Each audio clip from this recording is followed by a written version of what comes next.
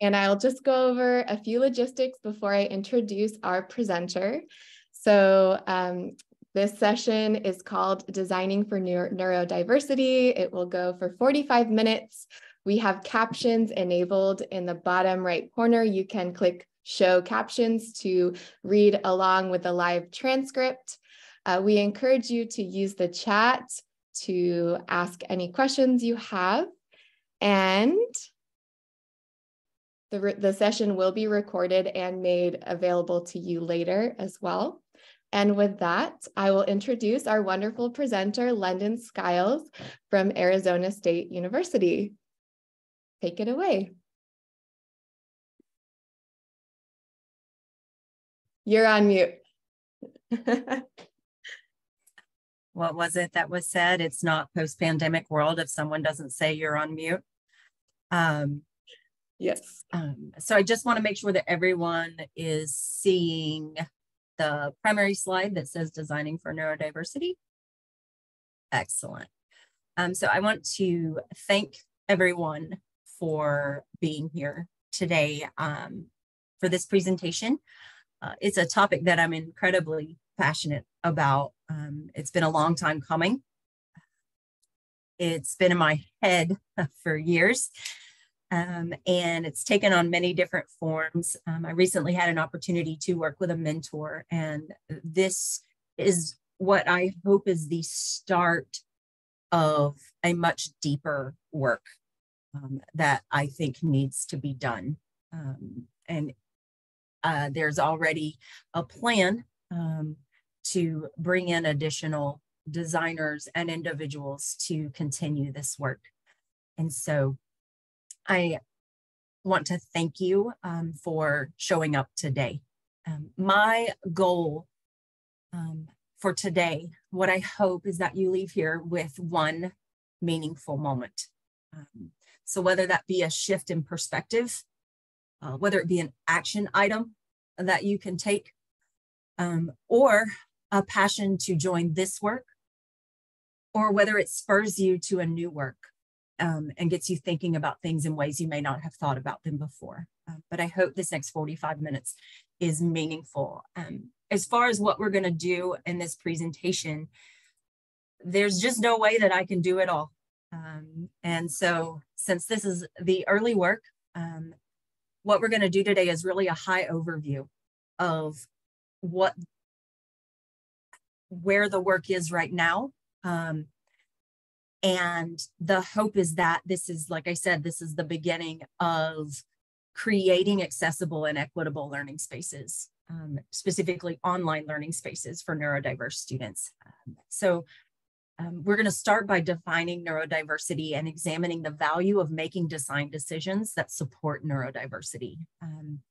And I struggled with how much time to spend on this, but I feel like there's a need to understand the groundwork on and the foundation of what neurodiversity is and understand why we want to be thinking about this population. And then we're going to look at some design strategies that improve access for neurodiverse learners. We're going to look at 5 in particular. That is certainly not all of them. And then I doubt we're going to have time, because I'd rather spend any extra time on Q&A if we have it. We're going to identify some teaching strategies, but know that that is part of the ongoing work as well. It's important to me, too, that I share a little bit about myself. And I want to share some intersecting identities because they are important and relevant to this conversation. And you're going to see some of them throughout as we talk about neurodiversity. I am an instructional designer at Arizona State University. More specifically, I work with EdPlus, where I collaborate with faculty to design and develop online courses. I am 49 years old. I am non-binary, and for much of my public education, including my undergraduate degree, I was female presenting. And I am neurodiverse. I have multiple concurring neurotypes that intersect. And while that group of identities may not seem important, they are. some of those identities meant that I spent the vast majority of my life undiagnosed and misdiagnosed. And I share them with you today because many of your students are me, and I was them. And so let's start by defining neurodiversity. And I do apologize. I still have quite a bit of sore throat and congestion, so I'll be drinking a lot of water. In terms of how we define neurodiversity, we're going to look at it a couple ways. We're going to look at a historical definition, and we're going to look at a current definition. So historically, two people in particular started using the term neurodiversity. Harold Bloom, actually in an editorial in the Atlantic, and then primarily Judy Singer is given credit for the term neurodiversity in her dissertation. And it was used to shift autism discourse from deficit to difference. And the goal was to create more inclusive practices for autistic students and individuals. The current definition expands beyond autism, and it is used to describe neurological differences in the brain that influence how an individual engages with and interacts with the world or experiences the world. Neurodiversity accepts those differences as normal variations, just like any other human variation. It is an inclusive term that is ever expanding. So the way we define it today is not going to be the way we define it maybe even tomorrow, right? And so what neurodiversity says is that the neurodiverse brain just works differently than a neurotypical brain. But if we're going to shift the conversation from deficit to difference, we have to start recognizing the strengths of neurodiverse learners. And so I want to go through some of them real quick. And I want to, you'll hear me say this repeatedly throughout, there is no single neurodiverse experience. And so know that these strengths are not all, and not every neurodiverse individual is gonna, it's not like a prescription, right? It's not like, oh, that person's neurodiverse, so they have all these things. But typically neurodiverse individuals excel in pattern recognition, specifically some neurotypes with visual patterns.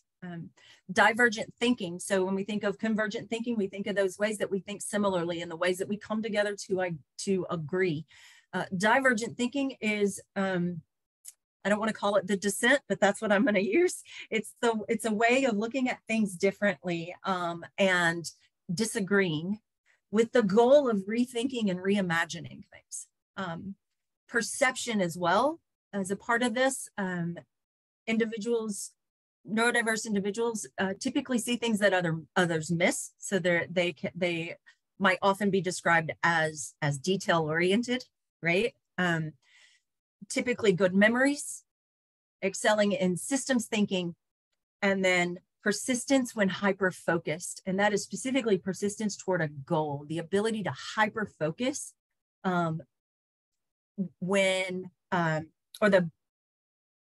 the ability to persist and achieve a goal when hyper-focused. So I want to very quickly look at some neurotypes that are considered neurodiverse. Again, this is not the full picture, but we'll start with some that you're more familiar with, and then we'll look at some that you may not be familiar with. And I share these with you because I want to get you thinking about that expansion of neurodiversity in a way that you may not have understood it before. The three you are probably most familiar with. And I should start by saying that neurodiversity is not a medical term, right? It's not, and so there's no single criteria, but it's often widely accepted that individuals have one or more of these neurotypes. I'm gonna also clarify some of our understanding of these neurotypes because they have changed so much. And we are talking about equity. And so it's important that we're using the language and discussing them in a way that is equitable for neurodiverse students. autism spectrum disorder is probably the most common one that you are familiar with. Individuals with ASD are type 1, type 2, or type 3. Type 1 is what was formerly known as the Asperger's diagnosis. That term is quickly not being used because of the history there. I'll let you Google that and make your own decision. Attention deficit hyperactivity disorder. This includes the ADD diagnosis. So ADD is now the inattentive type. So they're not considered two separate things now. And dyslexia. I should also clarify that you hear me use the term neurotype as much as possible. I try to move away from the systemic use of disorder or condition as a way to sort of dismantle our understanding of that. I use them in the sense of, am I using what the medical world calls it? But you will typically hear me say neurotype. But let's look at some you may not know very quickly. Dyscalculia, often understood as a difficulty with math, but is more about a difference in processing, the way we process numbers, time, direction. There's a lot more. Dyspraxia, differences in coordination, and dysgraphia, differences in writing, social anxiety, sensory processing. This is often called sensory processing disorder or sensory integration. Individuals can be hyper or hyposensitive, so they can have increased or decreased sensory. And you will often hear the terms sensory seeking or sensory avoidant. Those are terms you will hear as well if you start looking into this. Obsessive compulsive, post-traumatic stress disorder. This includes a single event or multiple events known that are commonly known as complex PTSD, and traumatic brain injury. All right, so hopefully that gets you thinking about that more expansive term, right? Because often you think neurodiverse and you think, oh, an autistic individual, but it's so much more than that. Some circles even include Tourette's or some personality disorders, as I use my air quotes. And so I want you to really think about like how expansive that term is. A quick note about the models of disability, because it is important if we are going to talk about this, that we have an understanding that there are different models that we need to look at. I'm only going to look at two. There are more. The medical model views disability as a defect that needs to be cured so that individuals can participate. The social model views disability as an inability to fully participate in the community. So the medical model says we need to fix the disability so that an individual fits into what is considered normal. The social model says we need to raise awareness, acceptance, and we need to equip individuals. I'll give you a very tangible way of thinking about this using one of my own neurotypes, and I won't share all of mine with you. I have sensory integration. And so in the medical model, that says that we need to change the way I respond to a trigger, right? So my brain processes, I'm hypersensitive. And so the medical model says we need to change the way that I respond to a trigger. The social model says, no, we need to change the trigger itself. And so how do we do that? I have multiple noise canceling headphones at various levels and earplugs that I wear 90% of the time that change the world for me. So that's a very tangible way of thinking about those. All right, so why would we want to design for neurodiversity? Without a medical definition, we might be, I mean, that's a really good question, right? Like, why? Well, I want to put this in a kind of a, hopefully what is a tangible way. It makes perfect sense in my brain, but hopefully it will work for you as well. We're going to quickly look at some statistics. I'm not going to look at all of them. Note that the statistics will vary depending on whether you're looking at global statistics or US statistics, adults, children, everyone, and where your source comes from. But as a general rule, these are some baseline numbers that I want you to consider. 15 to 20% of individuals are considered neurodiverse, 10% diagnosed with dyslexia, 5% diagnosed with ADHD, and 1% diagnosed with autism. I use the term diagnosed. It's important that you pick up on that, and we'll talk about that more in a bit. 12% diagnosed with social anxiety disorder, 5 to 16.5% diagnosed with sensory processing, 6% diagnosed with PTSD, and 1% diagnosed with OCD. That's obsessive compulsive. All right, so how do I make this a bit more tangible? 20% of individuals have hypermobility, that's double jointedness. 10 to 12% are left-handed, 6% have food allergies, and 2% have green eyes. Now I'm going to use our green-eyed people. If you want to self-disclose that you're green-eyed, imagine telling all of your green-eyed students, I am so very sorry that you cannot access or fully participate in our courses. Best of luck to you as you pursue your degree. When we put it that way, it seems almost absurd. And so why would we want to make design decisions? Because there are populations of students that are not able to demonstrate their learning to you because of the environment that we've created. Also consider neurodiverse students often have neurotypes that lack visibility. I self-disclosed, but many will not. Many neurodiverse individuals are less likely to self-disclose, and I have not self-disclosed all of my neurotypes. Many neurodiverse individuals self-report higher levels of anxiety, especially in non-academic spaces. I will tell you that Zoom is a non-academic space, even when it occurs in the academic space. A one-on-one with an instructor, a group meeting, all of those become non-academic spaces as soon as we put a neurodiverse individual into them. Neurodiverse individuals report higher rates of difficulty and are less likely to seek support than their neurotypical peers. And then what I would argue is the most important and why I wanted to disclose my intersecting identities is that many neurodiverse individuals lack equitable access to a correct diagnosis. And this is especially true for women, racial minorities, and individuals experiencing financial insecurity. I won't go into all of that because that's a whole different presentation. But it's important that we understand that. And then you heard me say before, no single neurodiverse experience. It doesn't exist, even among individuals with the same neurotype.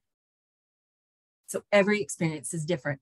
Designing for neurodiversity acknowledges these experiences, and it moves beyond making decisions as required by law or because we get an email about an accommodation. And it ensures that we are meeting the needs of our students. All right, design strategies. So what design strategies? I'm going to look at 5. As we go through these, you might be thinking, well, those are just a good design strategies. And to that, I would say, yes, they are. But I will also tell you this, when we view them through the lens of neurodiversity, we create a space where we recognize that these are beneficial for all students when we implement them. But we also create a space where we acknowledge that we prevent a community of individuals from fully participating in a course when we don't. And that's very important to me. And so what are the 5 strategies? Again, there's no way that I can go through all of them, but we're going to start with universal design for learning. I don't want to assume that everyone in here knows what that is, so very quickly, I am going to explain this in a so not academic way. Universal design was originally designed for physical spaces, and when it was making physical spaces accessible for the most number of people possible. Okay. So it was about creating accessible spaces for individuals with disabilities. But that improved many individuals' ability to access that space. Universal design for learning does exactly that, but in the learning space. Again, there's no way that I can go through all of the means of universal design for learning. So I have started with 5 that I think are high impact items. Provide choice in how students demonstrate learning. This seems so obvious. But in terms of like the final project, right? That's often the one that has the most weighted points. It's the one that students stress the most about. Are you providing choice in how your students show you that they have learned from you? That means that for one assignment, we're allowing some students to write a paper, others to design a graphic or an infographic, others to give an oral presentation or a recorded oral presentation, others to give a PowerPoint, whatever it is. The same assignment has many artifacts. And I know this creates concerns with how we assess that. But I would tell you this, I want to challenge you to rethink how you assess. Are you assessing an assignment or are you assessing outcomes? And if you start assessing outcomes, you create an opportunity where students can demonstrate that they have gained those and can do those outcomes, even though they might be doing a different assignment. Build in support structures for executive function, step-by-step instructions, checklist. In the online space, at least provide one that students can refer to. Ideally, provide one that they can download. Yes, there are individuals that still like to print things off and check them off, even in today's digital world, and they need those. Similarly, multiple opportunities to check in and receive feedback, also part of executive function. Offer flexibility as much as possible. Yes, even with due dates. Allow options to work alone or in groups. Remember that groups become on-academic spaces. Provide options. I can tell you, I have worked with neurodiverse students and they will tell you that in groups, they are more focused on are they appearing and contributing in a way that is typical and acceptable and not, am I actually doing the work of the assignment? And so allow options to work alone or in groups. And then present materials in a variety of ways. The same materials, present the same materials. If you provide a video, provide a transcript, provide reading materials. If you have a PDF, ensure that it is remediated so that it can be accessed using alternative formats. If you're using an LMS, this is often a built-in feature. So like our Canvas has Ally, which creates an alternative format. And we'll create an MP4 of a PDF, right? So, but only if it's remediated correctly and is fully accessible. So just a few ways to be thinking about how can I think about multiple means of engagement, multiple means of expression in the terms of universal design so that I can support neurodiverse students. Can I get a thumbs up? Am I going too fast? Can I get a thumbs up if we're good? All right, excellent. A clear, consistent layout. This helps establish routine for navigating a course, which can improve learning and minimize the anxiety brought about by uncertainty or change. How do we do that? I want to challenge you to think about it from large scale to small scale. So I am an instructional designer that works with faculty in online programs. So we work, as I already said, in an LMS. Many of you, if you're teaching online or working with online, you do the same. How can you create consistency? Think about how you are setting up the navigation of the course from start to finish. Is it primarily the same? Regardless of how you set it up, is there consistency? The progression through each module. Yes, each module is going to have different content, but Are students typically progressing through a module in the same way? Are we structuring the elements of a page similarly?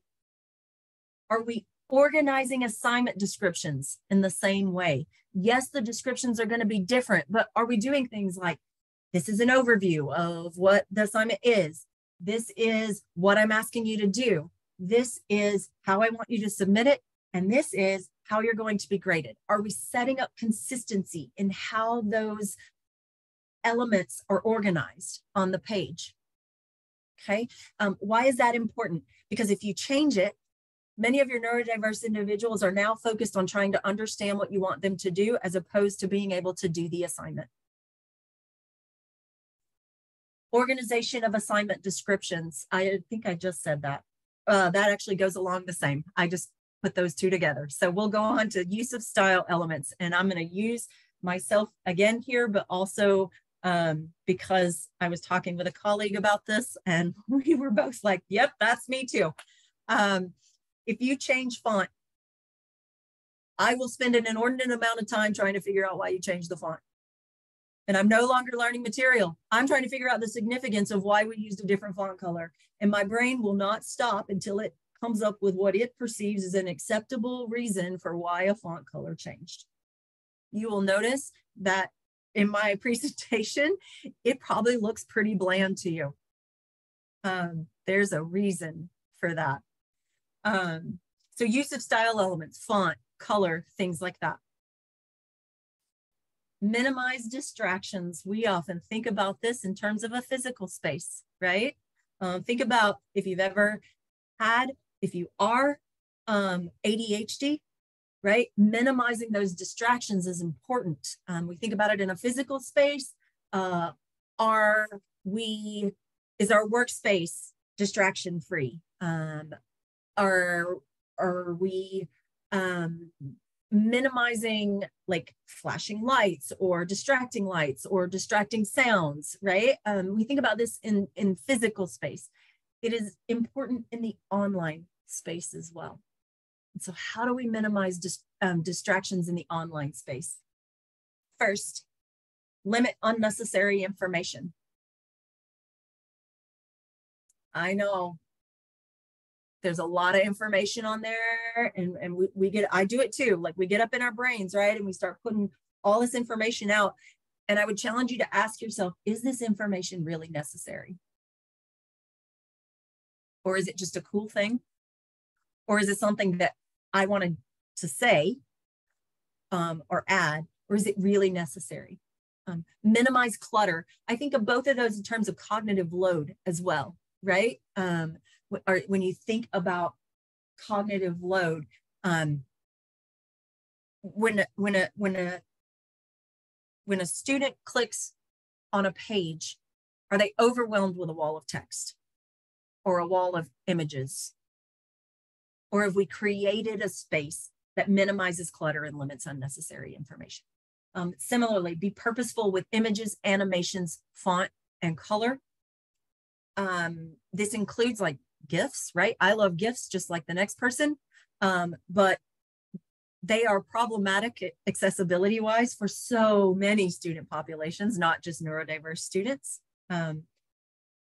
Limit navigation away from the primary objective. I'm going to share a story from a peer of mine who is also neurodiverse. And we were talking about how we like embedding videos or linking out to content, right? If you teach in an LMS. And what we've essentially done is given individuals permission to leave our course as soon as we link out of it. And we've created an opportunity for distraction because they're no longer in the course. So we're no longer in the course. Think about how you embed videos. The most tangible example I can think of is YouTube, right? If you link out to a YouTube rather than embedding a YouTube, you've now set up the colloquial YouTube rabbit hole for students who are either A, going to be overwhelmed at the vast amount of information on YouTube, or they're going to go down the YouTube rabbit hole and start watching stuff that they either found interesting, even if it's related to your course, right? But limit that navigation away from the primary objective. In audio visual media, avoid unnecessary background music and avoid extreme variations in volume. Think about, again, distraction, sensory issues, the ways that are we wanting students to stay engaged, or are we inadvertently setting up ways that interrupt that engagement? Chunk content. Large sections of text and long videos can be difficult for learners who need time to understand the material, who struggle with attention, or who face difficulties finding and seeing relationships between the content that we are trying to give them, right? A lot of times for us, it seems obvious. But for learners who have any of those concerns, when they come into your course, we want to break content into smaller, more digestible sections. It gives them more control of pacing, and it helps reinforce the relationships we want them to see. So what are some ways that we do that? Use correct heading structure to organize content. We often think of correct heading structure in terms of students using keyboard navigation or screen readers. This is also important for neurodiverse learners who are able to see a visual map of how content is organized on the page, because correct heading structure organizes things into relationships, right? Heading 3 is part of heading 2. Heading 2 is part of heading 1. We're building a visual map of those relationships. Break large text portions into smaller sections. I had a faculty member, I didn't even have to bring it up. She did it all on her own, and it was amazing. She teaches a graduate level course. It is a very complex course and a very text heavy course. And so her learning materials, and this is also going to play into creating that consistency throughout that we talked about. Every single module had 3 learning pages in it. The first one was always focused on one type of content, and that content was the same. So it was like a learn component, right? The second learning page was always a second type of content, and it was the same content every module. And the third page, same thing. And so there were 3 learning pages that broke everything into smaller sections and organized them into themes and topics. And it allowed the instructor to present the material in a way that built those relationships, but also broke it down to minimize that cognitive load and that sense of overwhelm. Break long videos into a series. I don't have the research on me right now. If you want it, I will find it and put it on the Padlet. But there is research that suggests that for all students, anything over 10 minutes, we start getting disengaged. The brain starts to disengage, right? This is especially harmful for neurodiverse students who may have attention concerns. So break them into a series. We're going to talk more about videos in a minute, because there are some other things that we can do that will facilitate learning.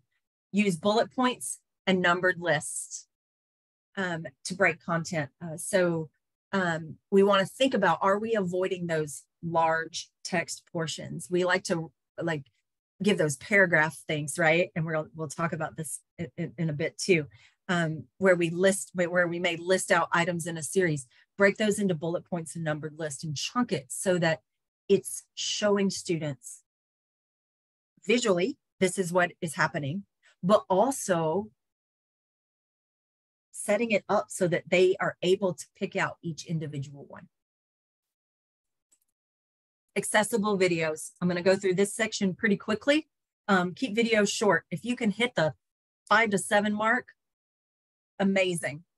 Try to keep them under 10, but if you have a 30-minute video, break it into 10 minutes. This allows individuals to control pacing. Enable captions. Again, there are many reasons why this is important, but many neurodiverse learners use captions to reinforce what they're hearing, what they're seeing, what they're listening to. It reinforces and improves their understanding. But some are going to find them distracting, so make sure they can toggle them on and off. Allow for variations in speed. Similarly, this can be helpful whether a student finds more success listening to it at 1.5 because it minimizes the gaps, the silence where they might become disengaged, or slowing it down where they may need that to fully understand what is being presented.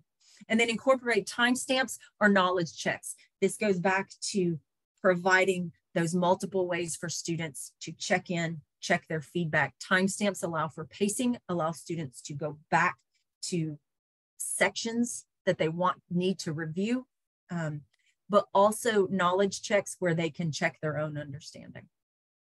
And then finally, clear assignment descriptions. I cannot stress this enough.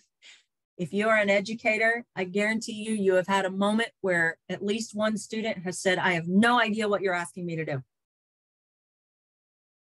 This is, I'll give an example. I was listening to a panel of neurodiverse students, and one of them said, like it was not uncommon for the instructor to be like, you didn't do this right. And they're like, well, what are you talking about? Well, you didn't do this. Well, you didn't say I needed to do that. And the instructor said, well, no, I mean, like when I said this, and they said, but you never said do that. So it was clear to the instructor, but the student didn't, like many neurodiverse individuals, the phrase that's often used is we don't read between the lines, right? So we don't necessarily infer meaning. So if it's not explicit, it often gets missed. So writing clear assignment descriptions becomes increasingly important for neurodiverse students, especially the ones who either A, prefer direct communication, need a clear path to completion, or who need help understanding like the clear expectations. So what do? Again, we're gonna avoid unnecessary and redundant information. Those are two separate things. Information can be both unnecessary and redundant, or either or. So I wanted to make that clarification. Avoid long paragraph descriptions. I mentioned this before, but break it up. The next few, I'm going to give some tangible examples for this. Provide step-by-step instructions and examples, and use headings or lists to outline those steps. So what might this look like? Step 1, review the learning materials in Module 3. Step 2, reflect on the following. Bullet point 1, bullet point 2, bullet point 3. Step 3, and this is going to bring in the begin each step with an action verb. You'll notice that I'm already doing that. Review, reflect, write a paper that, or create a final artifact, a final project, especially if we're giving them choice, that does bullet point, bullet point, bullet point, bullet point. Right? Hopefully you're starting to see how that facilitates. I do see the chat blowing up. So I'm going to wrap up in 2 minutes and then we're going to go to questions. Provide clear expectations and outline specific grading criteria in rubrics. I'm going to take this one step further and tell you that if you create mastery levels for each of your criteria, so if you create multiple criteria and mastery levels for that criteria, so where you say like this criteria is worth 20 points, you will get 15 to 20 points if you X, Y, Z, right? You're going to get 10 to 14 points if you do this level. So create those mastery levels for your students so that they know exactly how they're going to be assessed. I feel like I went through that very quickly, but those are the 5 strategies. Again, I really, really hope that today you got one thing, that you had one meaningful moment that you can take away today. So with that, I think we will go to questions. Perfect. And we have 5 minutes. I'm going to stop sharing, I think. and look at the chat real quick.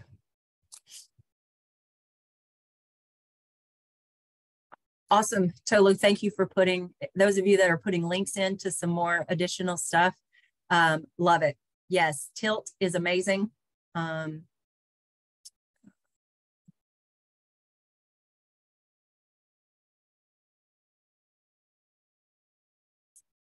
Quality matters. We actually do use some of the quality matters in our how we QA and design our courses.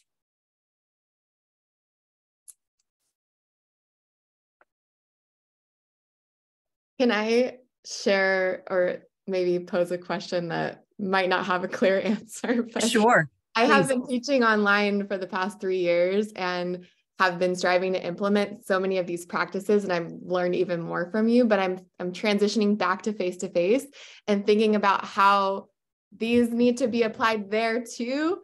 I'm curious about how to do it because it can be so much more loose, and I love the structure and I love UDL. I know it's applicable to face-to-face, of course, but I just wonder if you could point to any resources that could inform that transition back to face-to-face from online. Sure. What I would tell you is that thinking about neurodiversity in terms of the online space is relatively new. So many of the strategies are actually adapted from how we support neurodiverse learners in the physical space, right? So it's kind of like the way that we minimize distractions. I think what I would encourage you to do, as far as resources, do I have them? There are some, I did include, there is some scholarly research on neurodiverse experiences in higher education. I have references on my slides and then didn't share them. One in particular that I would point you toward is Clowder in 2020, Neurodiversity in Higher Education, a Narrative Synthesis. Let me, can I actually, is it going to let me copy that? It's not. Do this.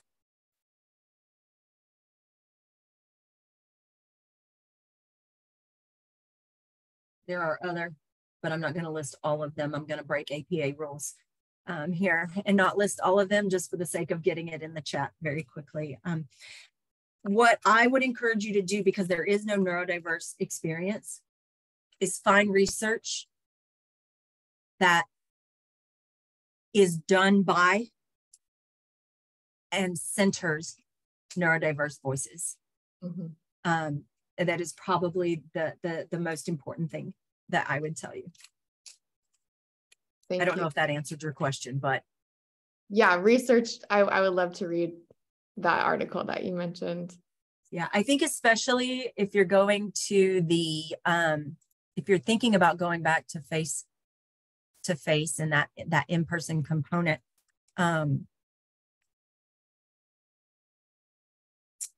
I would also recognize and stress the importance that for many neurodiverse students, the pandemic was incredibly challenging. And going back into what can be a hostile world and having to, there's a term that we use and we're coming up on time, but many neurodiverse individuals mask. Right? It's a way to hide the things that make us neurodiverse so that we seem more normal. And coming out of the pandemic when many of us did not have to mask, because like I was fortunate enough that I worked from home, and I can tell you that I did not leave my house for almost 2 years. And so when I had to go back out into the world, it was like, oh, what just happened? So know that your neurodiverse students are many of them are probably there as well. And so I love that you're thinking about how can I support these students in that physical space? Because it is going to be important for them. Thank you so much. There was one more question in the chat from Karen. I also want to honor everyone's time. It's 11:45. Do you have a few more minutes to stay, Lyndon? I do, sure. Okay, for those of you who would like to move on, I'm just going to put a link to the Padlet. That is our conference Padlet, a space for us to share our takeaways and our experiences. So I encourage you to go there. Also, the recordings will be made available post-conference, so you can look out for an email or announcement about that. And thank you all so much for being here. Thank you, London, for this wonderful, fascinating, important presentation. And enjoy the conference, everybody. Yeah. To your question, Chelsea, Amy put something incredibly important if we're going to talk about physical space. Many neurodiverse individuals need to move. And the US education system especially is like, get in your chair, shut up, right? And listen to what I have to tell you, right? And so allowing ask yourself, is there really harm if students are standing in the back of the classroom, right? Mm-hmm. Things like that. Like, what are things that are going to support their ability to engage, right? Other things, what are things that, can I give well, were there other questions? I'm sorry, I don't want to, this is clearly a special interest of mine that I could talk about forever. But are there other questions? The question that Karen put in the chat was, what quality standards or best practices do you see as problematic for neurodiverse learners? Oh, good question. Can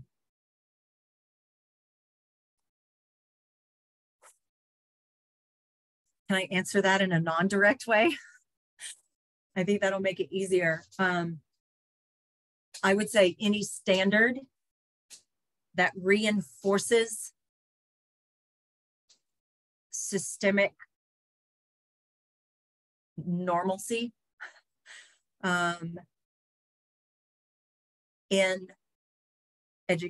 the education space. So if it is empowering what we already know is a systemic issue in education, it is probably problematic for your neurodiverse students. Well, and your individuals with intersecting identities as well. So who are experiencing that systemic oppression and systemic inability to fully be themselves and have equity in their environment for many of their identities. So there's not just one standard, right? I think it's important to go back to, what is the standard asking us to do? Is it asking us to, is it really supporting learning, or is it asking us to support the system? That's a whole different presentation too. That I really wish I could have gone into. Part 2. Amy, yes, collaborative learning is awful. You know, I joke with people, this will just be my final element of, I guess, self-disclosure without self-disclosing, but people ask me all the time, they're like, for the longest time, like, you didn't seem neurodiverse. And I'm like, well, then the pandemic happened, right? And then like my joke is that, like, really? Like, I don't seem neurodiverse to you? Like, have you looked at me? Like, I'm like, you know, the expectations of the social components of communication, of the way we engage body language wise, all these things, those are incredibly hard. So Amy, I really appreciate you saying that. Yes, collaborative learning is an absolute nightmare. I agree. That's such a valuable perspective. Thanks for sharing that, because we talk about how important group work is all the time, and that how that's missing online and how we need to replicate that, and our students are missing out. And so I just really appreciate that perspective, that it works for everyone. And I'll add one more too, because you're talking about going back to face-to-face, and then I promise I'll shut up. I personally really struggle with eye contact. Okay. For me as a sensory person, it is painful, literally, physically painful. But we have it in our head that students are not engaged if they're not looking at us, that they're not listening to us if they're not looking at us, right? And I remember I was an educator for the longest time, and I remember being in undergraduate school in music education and English education, and the practicum experiences, and all of my supervisors would be like, you need to make eye contact with your students. And I'm like, I am. And they're like, no, you're looking over them, not at them, right? But understand that eye contact is not an indicator of engagement for neurodiverse learners as well. So since you asked about going back to in-person, right? I would tell you that that's incredibly important. Yes. Thank you for sharing that. Okay, I'll stop recording now. I see our next room host and moderator is here.